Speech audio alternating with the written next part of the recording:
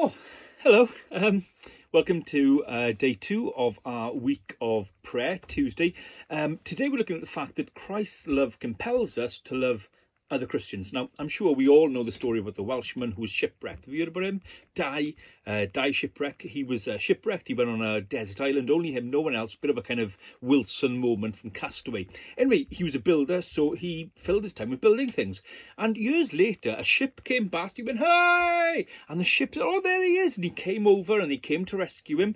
And Di, the shipwrecked man, said, "Hey, Captain, before you take me back, come and have a look at my island, see what I've built." Captain says, "Okay, let's have a look." So Di shipwreck walks him around the island, says, "Here's my house, here's the pub, here's the gym, and here are the 2 chapels."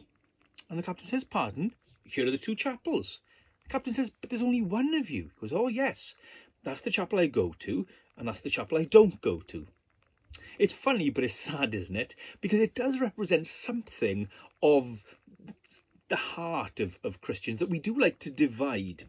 And so today it's really important that we understand that Christ's love compels us to love other Christians. Now, I think this needs to be both Christians we naturally love and Christians we don't naturally love. Can I be honest about that?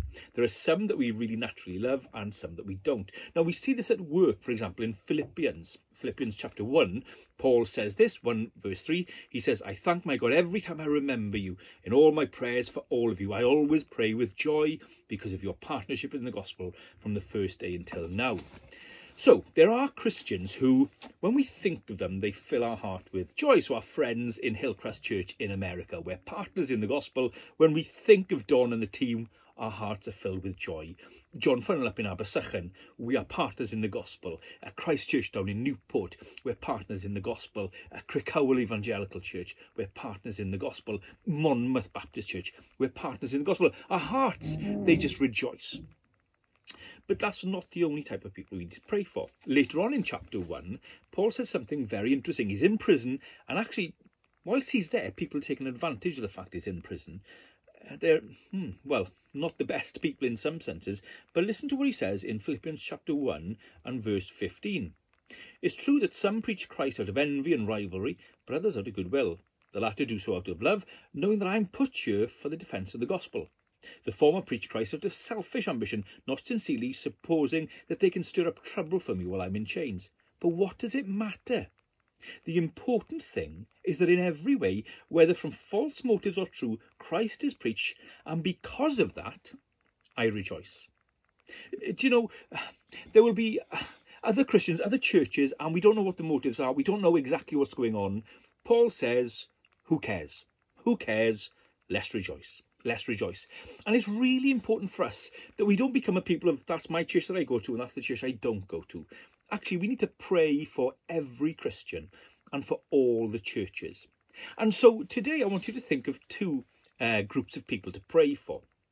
The first group of people to pray for are churches that you know and love and they're in your heart. Pray for them.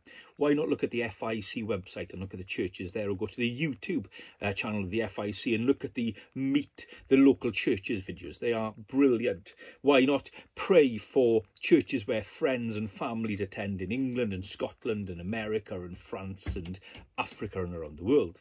So please pray for them. But secondly, I want you to pray with me for all the churches. Let's love. And so I really want you to think of churches that you think, I could never go in there. Pray for them. Churches you think, I've never been in there. Pray for them. Churches that think, but they wouldn't want to be friends with me. Pray for them. Let's love and pray. So today, Christ's love compels us to pray and to love other Christians.